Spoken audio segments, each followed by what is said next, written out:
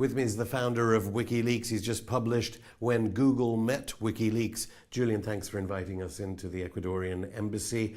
How did it come about that you could trust Google executives, one of the most powerful companies on earth, coming to meet you while you were under virtual house arrest?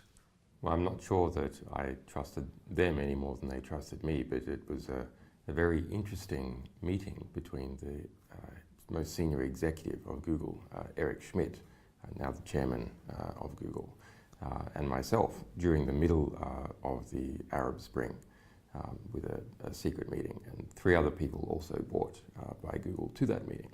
What did you think they were there for? Well, nominally they were there in order to write a book on geopolitics and how the world would unfurl, and to conduct an interview with me. And I thought that probably was most of the reason why they're also maybe to speak to Google staff to try and make them look a bit less conservative and to get supportive of their engineers, and to try and get more strategic vision for how they wanted to deploy Google over the world and what were upcoming developments that I might know about that they might not. But it turned out things were rather different. At that time, before Snowden, before other elements from WikiLeaks, we didn't really know that the Don't Be Evil company was so entwined with elements of the US security state. And I know in this transcript, which makes up this book, it's a point you want to make. Eric Schmidt, his father worked in the Nixon administration, and he'd just written a book called Empire of the Mind, which you had read. Or no? Well, I hadn't at that stage. He had written an essay together with Jared Cohen immediately. He was then still Hillary's advisor, called Empire of the Mind. And that was right before the Arab Spring. And so as a result, there was a lot of interest in their sort of vision for what all that meant. And they went on to write a subsequent book, which is Google's vision, geopolitical vision for the world. And that got endorsements as well from Tony Blair and Henry Kissinger? They got endorsements from Tony Blair, Henry Kissinger, Madeleine Albright, a cast of warmongers or actual war criminals, pre-publication, all set up pre-publication. And Henry Kissinger is in fact one of the central people in that book. But you know, it's fine for people to write books. The question to me became, why was that book written? It's a very, very strange book. And you actually met Jared Cohen. He was one of the people that came to meet you, and this is a man, and we must say that this interview is being conducted just days after the US Congress has authorized military aid to so-called moderate Islamists in Syria. There are airstrikes in Iraq. Tell me about this Jared Cohen. So Jared Cohen was the previous advisor for Hillary.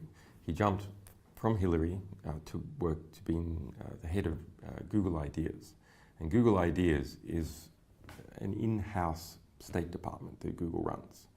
Its functions are essentially the same as the US State Department, to make alliances with various people, to bring together activists and security generals and so on, bring them together under Google ambit, and create various forms of networking, and even in some cases actively intervene with different governments to try and destabilize them.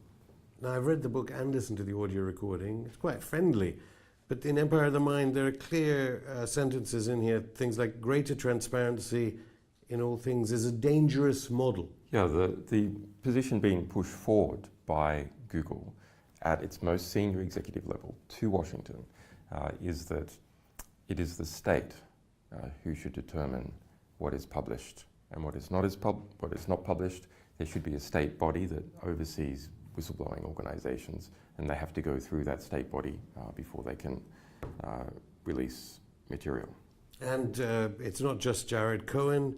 Jared Cohen's past and provenance. He used to work with a woman called Anne-Marie Slaughter, who's been in a lot of TV studios in America, head of the New American Foundation, and she's saying Britain usually involved as well, in covert funding in Ukraine. That's right. Anne-Marie Slaughter There's quite a very interesting network. Let me pull back a bit because it will get quite confusing if we go into all the details. But Google, at that executive level, has a revolving door with the State Department, and it is trying to become America's geopolitical visionary, because it is a company that is enmeshed into the world, into every single country, billions of people using Google services, Google collecting all that information from all those people, their emails, their geographic locations if they use Android-powered phones, and so on. And then the National Security Agency piggybacking on the top of Google and pulling information out of Google.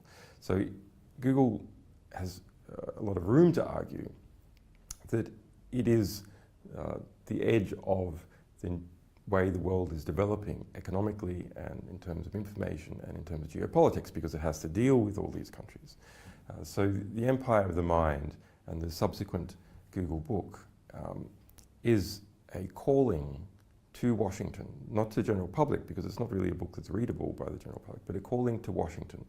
And that's why those figures such as Henry Kissinger and Tony Blair and Madeleine Albright are there giving pre-publication endorsements. That's my interpretation. When you say 6 billion retinas see that Google homepage every day, they were advertising a John Kerry speech when America and of course Britain wanted, the governments wanted to get their people to endorse the bombing of Damascus. Right, so Google has a lot of advertising power. Its homepage, the most people see that per day more than anything else. Billions of people see various Google pages, whether they're from YouTube or the main search page or on the Android phone.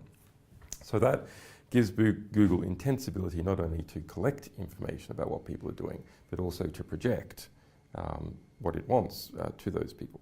There has been a perception previously that people just pay for ads and then Google displays those ads, and it doesn't actively intervene in terms of its ability to influence. That is not true.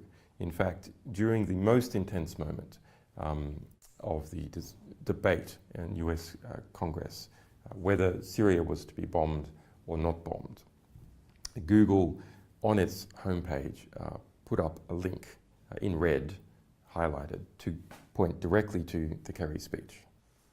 Well, I mean, that's one shocking piece of information. You did a couple of mainstream interviews about this book. Google very quick to say, and perhaps uphold their countercultural public relations image and say, at no point do we have this connection, and we certainly don't give all the data you just said to the National Security Agency. The statement is written, it seems, by lawyers, and you have to be careful. They didn't actually say that. What they said is they don't give direct access to their servers to the National Security Agency. But that's not how the prison system works. How the prison system works is Google maintains a server and the FBI is involved at a sort of formal level in maintaining those interception servers, and then the National Security Agency is able to access those. So it's, but in practice, as we've seen, it's well documented in the Snowden documents. The National Security Agency can search most of Google's data for what it wants and does. How do you think Britain fits in with these sorts of policies and how Google works? Are there top-level connections between Google and our government? Well, there's been reported from the Snowden material that Google's internal network has also been mass intercepted by the National Security Agency. So a number of things are going on here. You have Google as an institution.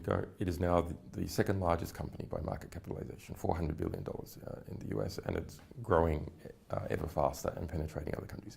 Even countries like China, which are perceived to be more or less free from Google because they've excluded Google really from the search market there, and they have Baidu. But all these smartphones mean that Google, in fact, is pulling lots of data out of China. Then you have Google's relationship, which is I document in the book, with the National Security Agency and the defense sector in the US. And that goes way back. In fact, to the very first paper that initiated Google was funded in part by DARPA, the Defense Advanced Research Projects Agency. Since 2002, Google has been involved in formal contracts with the National Security Agency of the United States. And then there is the National Security Agency intercepting Google's internal communications and communications that go to Google.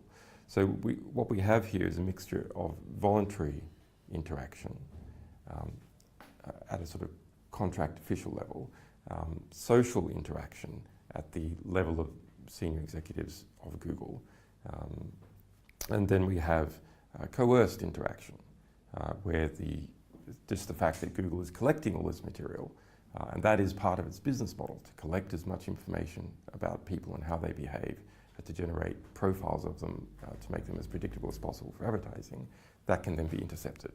Even if the voluntary aspect of Google withdraws, even if the social aspect in terms of the network that Eric Schmidt is embedded in withdraws, or the in-house mini State Department they have, Google Ideas, withdraws. The very fact that Google's business model is to collect as much information about people as possible, to make them as predictable as possible, means that the National Security Agency is just going to piggyback on top of that. So what about all the breathless news we get about Google Glass? We shouldn't be it shouldn't be seen as so benign. Well, I mean, Google Glass is possibly a realization of some Orwellian horror, in the sense that this places Google between your eyes and the world. So not only is Google collecting your email if you use Gmail, if you use Android phone, not only is it collecting what you're thinking about when you're searching, your location information if you use Android phone, what interests you have on YouTube and so on, but we're able to collect directly the images that you are pulling through. I use an Android phone. How much? Well, 80% of phones now sold that are smartphones are Android, 80%, and that figure is increasing. So I do want you to mention the Dr. Strangelove moment when you're trying to get hold of Hillary Clinton, widely seen as the next Democratic presidential contender. All right, so what happens? Eric Schmidt, these Google senior executives come to see me, Eric Schmidt and 3 other people. I don't think too much about the 3 other people at the time, and we have this interesting conversation, which is documented in the book.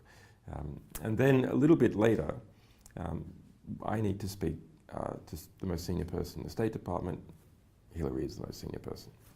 And so we try to arrange that call, and for people who are maybe not familiar with these things, if you get your PA to try and arrange something with someone else's PA in some big departments, actually you can get up pretty high pretty quick. And there was this Dr. Strangelove moment where the State Department is saying, who wants to talk to Hillary? Julian Assange? Come on, is it really Julian Assange? How can we prove that it's Julian? How can you prove it's Julian Assange, et cetera, et cetera? And so we start progressing up the levels, and then we get a statement that there'll be a callback, which is not unsurprising, to check, et cetera. And we do get communications back, but we get them through a back channel. One of my other staff members who had arranged the Schmidt visit, the visit by Google, he got the call. And he got the call. Even though you called the State Department, not He got Google. the call from Eric Schmidt's then girlfriend, Lisa Shields, who doesn't work nominally for the State Department. She's the Chief of Communications of the Council for Foreign Relations. So the call came in, Julian wants to talk to Hillary. Okay, well, we need to make a back channel in the State Department. Who do we know? Oh, that's right. Lisa Shields was just out there because we were told all about it. So get Lisa to be the back channel. So there we have a circumstance where the senior executive of Google was literally in bed with the State Department.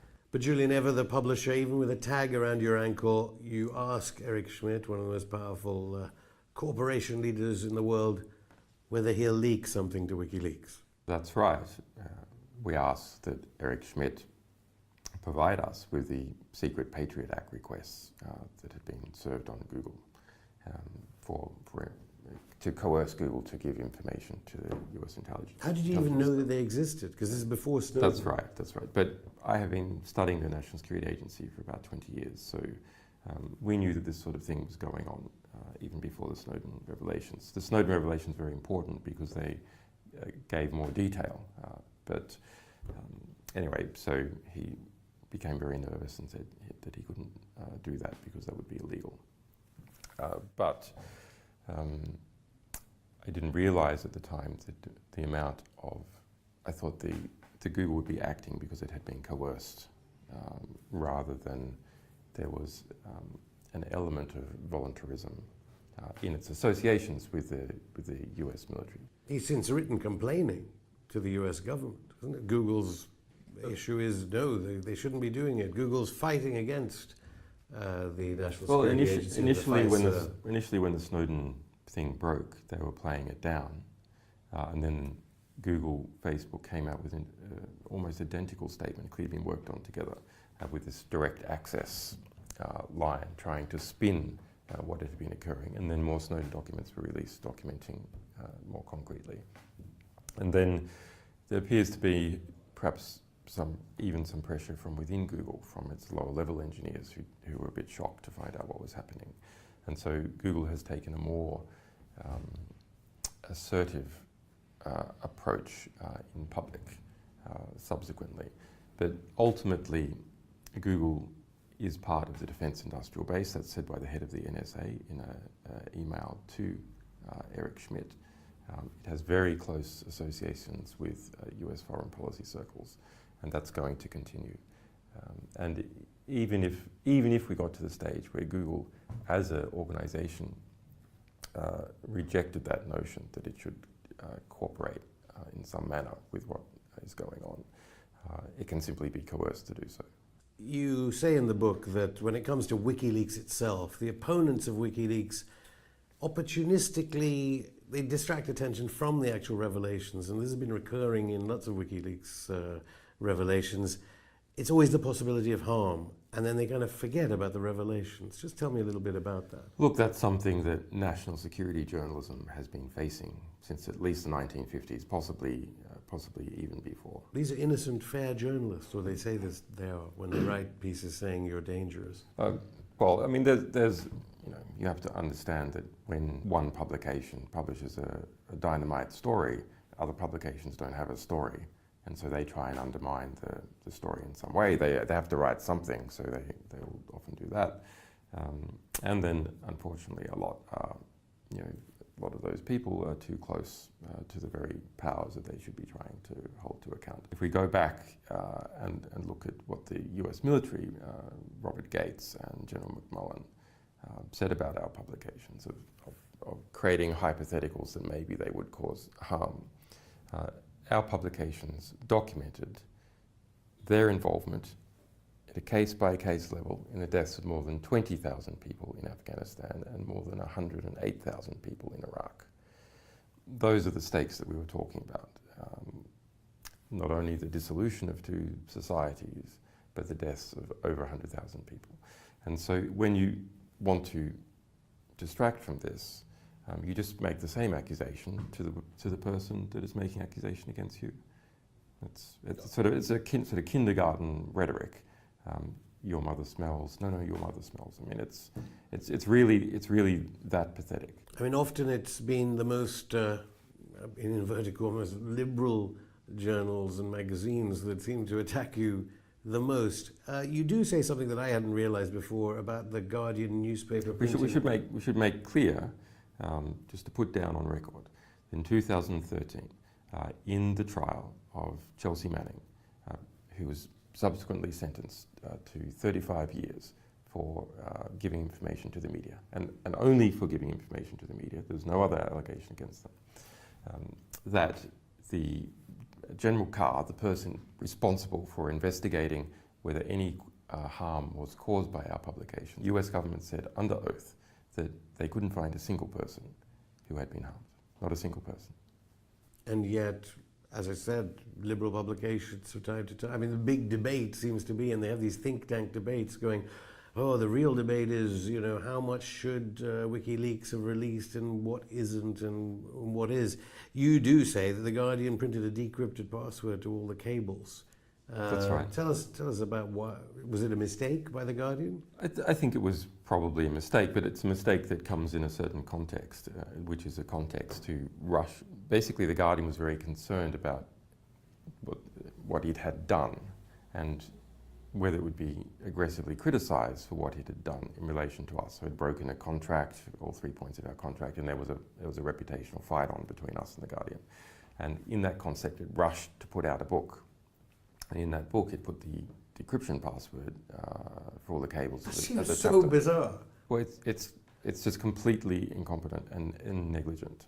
And of course, you know, they were perhaps happy to do it because they didn't mind perhaps making problems for us. Elsewhere, you know, they did things that were much more serious. For example, they secretly gave all 251,000 cables to a Mossad contact in Haaretz.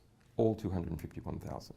And that was the only country, other than the New York Times, that was the only country that they gave all 251,000. Why would they have done that?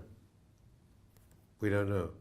I mean, of course, at this sort of time, when there was this fight on with The Guardian, there was a film that came out, We Steal Secrets. I think people go through. Just tell us a little bit about how that gave a totally false account, really, of who you are, what WikiLeaks was. I mean, there was a documentary funded by Universal, about $2 to $3 million in the US, and it was, you know, what is typically done in a sort of liberal sphere, which is you build them up and you knock them down, and so they took that trajectory. But we had seen that the filmmaker probably wasn't a trustworthy person, so we didn't want to be engaged in it, so we didn't give them any interviews, and that it's not very interesting. But they then went and became close to The Guardian. So in relation to that dispute about The Guardian's incompetence in putting the password in its book, they took The Guardian's. It all just jumbled up together. Arguably not as incompetent, all this stuff, as one event you relate in here about the Ministry of Defence here in Britain's reaction to WikiLeaks when it first started the Cablegate, telling British Telecom to... Oh yeah. What's that about? That was quite funny. I mean, someone at the MOD saw what you were releasing. So we released a number of classified documents from the British Ministry of Defence, very interesting materials, including a 2,000-page document on how to stop leaks and how the number one enemy of the British MOD was not Russian spies, but was in fact investigative journalists.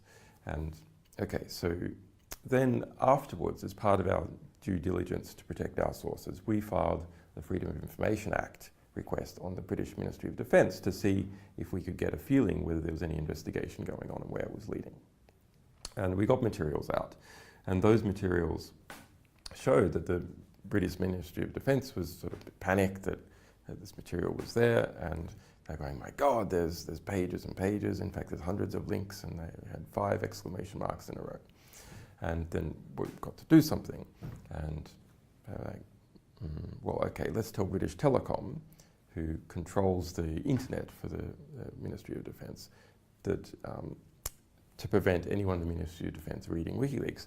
So the counterintelligence guys there neatly solved their problem, and their problem was that their bosses could read WikiLeaks and see Ministry of Defence material there. So they just censored WikiLeaks from their bosses, and as a result, the Ministry, it was great because we were still publishing material from the Ministry of Defence, but the heads of the Ministry of Defence couldn't see it. So ultimate just organisational systems design disaster. Of course, it does get very serious. I mean, it's almost an aside here in this book. I'm not even sure whether we can mention the intelligence security company, which you discovered was tendering for millions of dollars a month to target people associated with you and WikiLeaks. That's HB Gary. Yeah, I'm not sure. We'll probably bleep that out. But well, I think the company's wound up now because I think it's gone now, that company, as a result. The CEO resigned and so on. But there's seriously tenders of this kind going against publications that are whistleblowing. Tenders in that case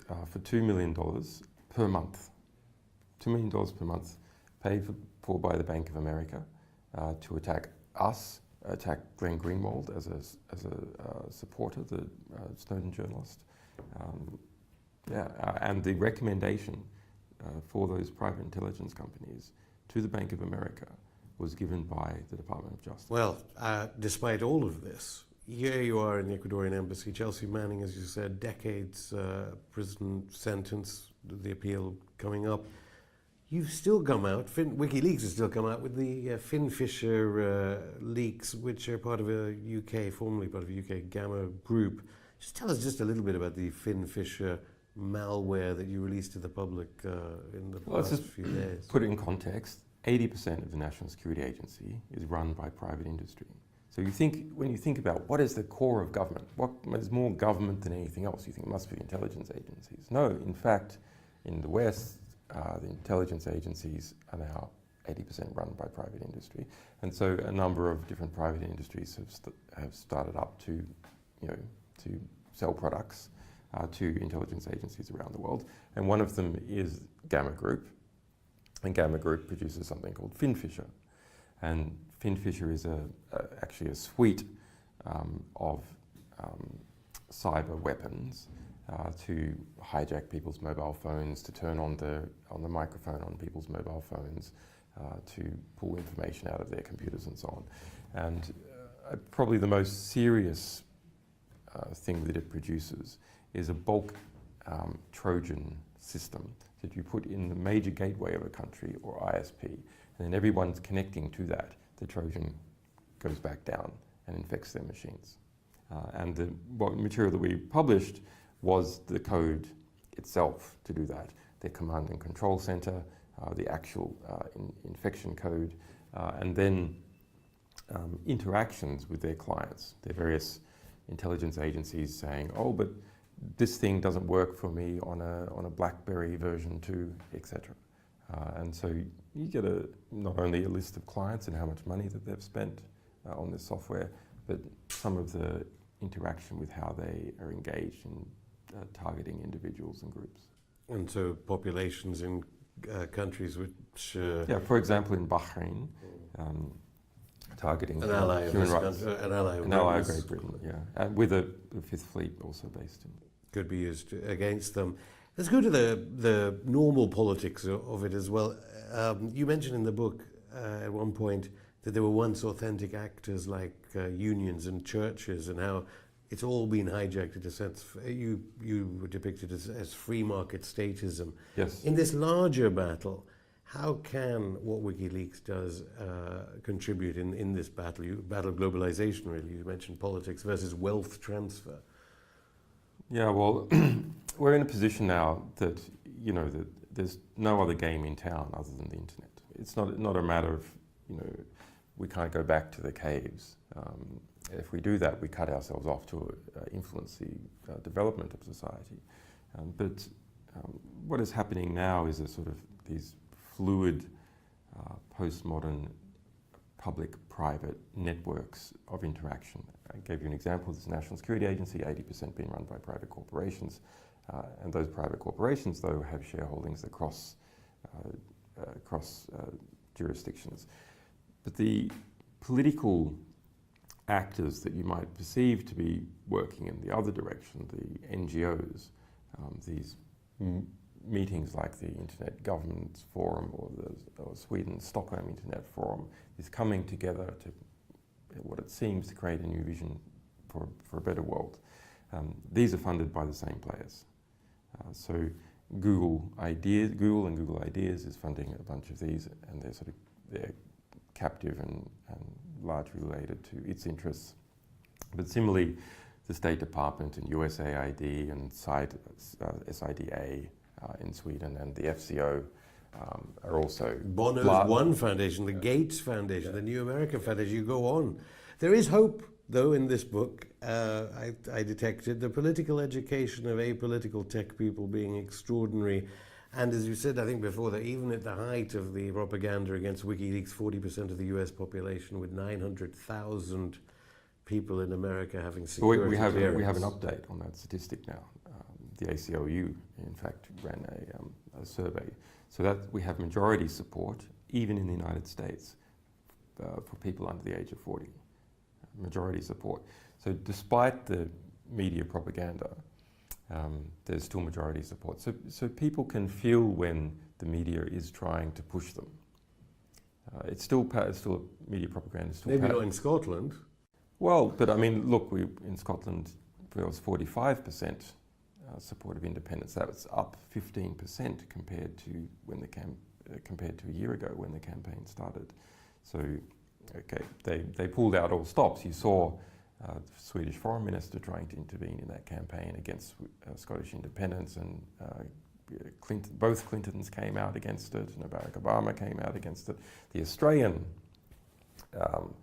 Prime Minister. I mean, Australia, this is a nation that got independence from the United Kingdom 100 years ago, and it's going there trying to deny the Scots. First to want to bomb Iraq again too, I think. But this security clearance issue, I suppose the most terrifying statistic in your book as regards the authorities. Are you implying, therefore, that with hundreds of thousands of people who have the kind of security clearance that Edward Snowden has? There are now 6 million people in the United States with security clearances. 6 million. That is more than the population of Norway or New Zealand or Scotland. That is, in effect, a state within a state. Why is it a state within a state? Because people who have security clearances have extra laws that they're meant to obey, and their flow of information about how the state works, what rules and regulations and so on that exist within that state is kept within that state because they're classified. That's an extremely alarming phenomenon.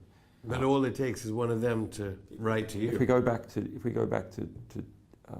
2010, so just back to 2000, there was 2.5 million.